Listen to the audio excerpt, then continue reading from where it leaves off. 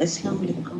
وعلیکم السلام۔ ایک بات بتائیں، کیا محرم الحرام کے 10 روزے رکھنے چاہیے؟ کوئی کسی حدیث سے ثابت ہے یہ بات کہ محرم کے 10 روزے رکھنے چاہیے یا صرف آخری 2 رکھنے چاہیے؟ ذرا آپ بتائیں گے پلیز۔ السلام علیکم۔ محرم کے 10 روزے یا آخری 10 روزے؟ رمضان دوستوں گزر جاتا ہے، لوگ عبادتوں کی تھکن اتارتے اتارتے دوبارہ دنیا میں کھو جاتے ہیں، لیکن اللہ کا ایک ایسا مہینہ آتا ہے جس کے بارے میں نبی کریم صلی اللہ علیہ وسلم نے ایسی فضیلت بیان فرمائی کہ سننے والا حیران رہ جائے۔ وہ مہینہ ہے شہر اللہ المحرم، اللہ کا مہینہ محرم۔ لیکن یہاں ایک اہم سوال پیدا ہوتا ہے، کیا پورے محرم کے روزہ رکھنا سنت ہے، 10 دن کے روزہ رکھنا سنت ہے، یا پھر صرف عاشورہ کے 2 روزے ہی کافی ہیں، یا 9 اور 10 دونوں روزے رکھنے چاہیے؟ اور سعودی عرب کے کابر علماء اس بارے میں کیا فرماتے ہیں، ایز یوزول آپ کی خدمت میں پیش کروں گا۔ آپ دیکھ رہے ہیں نو ٹی وی جدہ اور میں ہوں آپ کا دوست، آپ کا ہوسٹ محمد عاقل، جدہ سے، مملکت سعودی عرب۔ سماحت الشیخ سعد الخذلان سے پوچھا گیا کیا محرم کے روزے پورے رکھنا مشروع ہے جیسے کہ بعض حدیث میں آتا ہے؟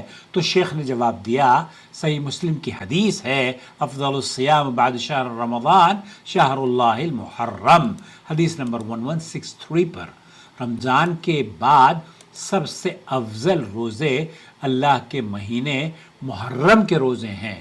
پھر شیخ سعد الخسرانی کہتے ہیں کہ یہ حدیث محرم کے نفلی روزوں کی عظیم فضیلت بیان کرتی ہے، لیکن نبی کریم صلی اللہ علیہ وسلم کا طریقہ یہ نہیں تھا کہ آپ رمضان کے علاوہ کسی پورے مہینے کے مکمل روزے رکھتے ہوں۔ ام المومنین حضرت عائشہ فرماتی ہیں کہ رسول اکرم صلی اللہ علیہ وسلم نے رمضان کے علاوہ کبھی کسی پورے مہینے کے مکمل روزے نہیں رکھے۔ صحیح بخاری اور مسلم کی یہ حدیث ہے 1971 پر۔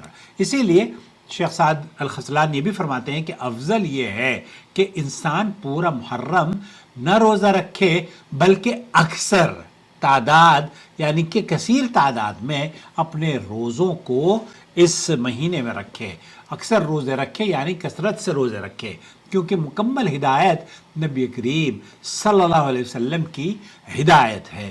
پھر شیخ خاص طور پر یوم عاشورہ کی فضیلت بیان کرتے ہوئے فرماتے ہیں کہ محرم کے وہ جو روزے ہیں، سیام یوم عاشورہ، اللہ کے رسول صلی اللہ علیہ وسلم کی حدیث ہے، احتسب علی اللہ ان یکفر السنہ التی قبلہ، میں اللہ سے امید رکھتا ہوں کہ عاشورہ کے دن کا روزہ پچھلے 1 سال کے گناہوں کا کفارہ ہو جائے گا۔ ذرا تصور کیجئے کہ 1 دن کا روزہ اور 1 سال کے گناہوں کی معافی کا سبب بن جائے، یہ تو بہت بڑی نعمت ہے۔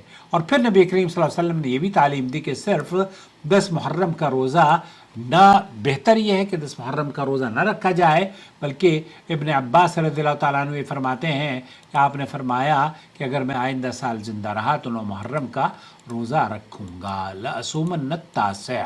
اسی بنا پر سعودی عرب کے جلیل القدر علماء شیخ عبدالعزیز بن باز ہیں، شیخ صالح العثیمین ہیں، یہی فتویٰ دیتے ہیں کہ افضل یہ ہے کہ 9 اور 10 دونوں روزے رکھے جائیں، یا 10 اور 11 کا روزہ رکھا جائے، اور اگر کوئی شخص صرف عاشورہ کا روزہ رکھ لے تو بھی انشاءاللہ تعالی فضیلت حاصل ہو جائے گی۔ شیخ عثیمین رحمۃ اللہ علیہ نے فرمایا کہ عاشورہ کے روزوں کی 3 صورتیں ہیں۔ سب سے کامل یہ ہے کہ 9، 10 اور 11 کا روزہ رکھا جائے، اس سے کم درجہ 9 اور 10 کا روزہ، اور کم از کم صرف 10 کا روزہ رکھ لینا ہی کافی ہے۔ یہاں ایک اور بات بہت واضح طور پر سمجھنے کی ضرورت ہے کہ آج لوگ نفلی عبادات کے لیے وقت نکالتے ہیں، لیکن دنیاوی کاموں کے لیے وہ ان کو بہت وقت ہوتا ہے اور نفلی عبادات کے لیے وقت کم نکالتے ہیں۔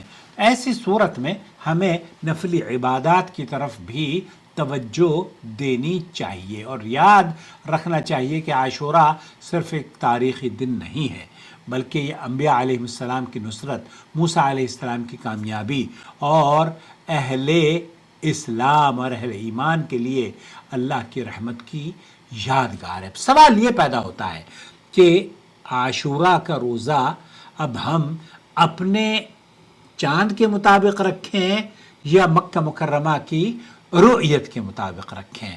میری رائے میں، جو میری شخصی رائے ہے، شیخ عبدالعزیز بن باز اور علامہ البانی رحمۃ اللہ علیہ وغیرہ بھی اسی موقف کو ترجیح دیتے ہیں کہ جب چاند سعودی عرب میں شریعت کے مطابق دیکھا گیا اور حکومت نے اس کا پھر اعلان کر دیا، تو جہاں جہاں دن ہے اور جہاں جہاں آپ روزہ رکھ سکتے ہیں وہاں سعودی حکومت جس روز اعلان کر دے کہ آج محرم کا آغاز ہو گیا ہے، تو 9-10 کو آپ جو سعودی عرب کی تاریخ ہے 9-10 محرم، ان ایام میں روزہ رکھیں۔ یہ میری سمجھ میں یہ بات زیادہ درست معلوم ہوتی ہے۔ اب اگر کوئی آدمی یہ کہتا ہے کہ یہ کہنے والا ایسا ہے ویسا ہے، تو ان سے پوچھیں کہ علامہ البانی رحمۃ اللہ علیہ کے بارے میں آپ کا کیا خیال ہے، شیخ عبدالعزیز بن باز کے بارے میں آپ کا کیا خیال ہے، شیخ محمد بن صالح العثیمین کے بارے میں آپ کا کیا خیال ہے۔ وہ یہ کہتے ہیں کہ عرفہ کا روزہ تو مکہ مکرمہ کی رؤیت کے مطابق ہی رکھنا چاہیے۔ ان کی رائے یہ ہے، انہوں نے ان کے فتاوی بھی موجود ہیں۔ اب آپ انتشار کا شکار نہ ہوں، امت کو اتحاد کی دعوت دیں، اور اس سے قطع نظر کہ آپ میری رائے سے اختلاف کریں تو آپ کو حق حاصل ہے، لیکن کسی بھی شخص پر نازیبہ الفاظ کسی کے لیے استعمال کرنا یہ علمی دیانتداری نہیں ہے۔ علمی دیانت تو یہ ہے، علم کا وقار یہ ہے کہ آپ ادب اور شائستگی سے اپنی اختلاف رائے کا اظہار کریں، آپ کو بھی حق حاصل ہے۔ جیسے شیخ علامہ البانی رحمۃ اللہ علیہ نے فرمایا کہ جب اب اس وقت کیا ہمارے پاس تو پہلے چاند دکھتا اور چاند کی خبر کے لیے کئی دن لگ جاتے یا کئی ہفتوں لگ جاتے دوسرے شہر جانے میں، اب تو 1 منٹ میں آپ کو اطلاع مل جاتی ہے۔ کئی لوگ کہیں گے جناب اگر یہ سوشل میڈیا نہیں ہوگا تو انٹرنیٹ نہیں ہوگا۔ ارے بھائی جب نہیں ہوگا تو آپ بھی اونٹ پر بیٹھ کر حج کرنے کے لیے آئیں گے، تب دیکھا جائے گا۔ ابھی تو آپ اونٹ پر بیٹھ کر کیوں آنا چاہ رہے ہو؟ اب چاند اللہ تعالیٰ نے جب جہاز آپ کو دے دیا ہے، 5 گھنٹے میں رو کر کے آپ سعودی عرب میں آ جاتے ہو اللہ کے فضل و کرم سے۔ تو اب آپ پھر رخصت جب اللہ تعالیٰ نے آسانیاں فرمائی ہے، ان آسانیوں سے فائدہ اٹھائیے۔ تو میری رائے یہ ہے کہ پہلی بات تو یہ کہ کثرت سے روزے رکھیں، اور دوسرا یہ کہ محرم کے جو روزے ہیں وہ سعودی عرب کی تاریخ کے مطابق رکھیں۔ امید وضاحت ہو گئی ہوگی۔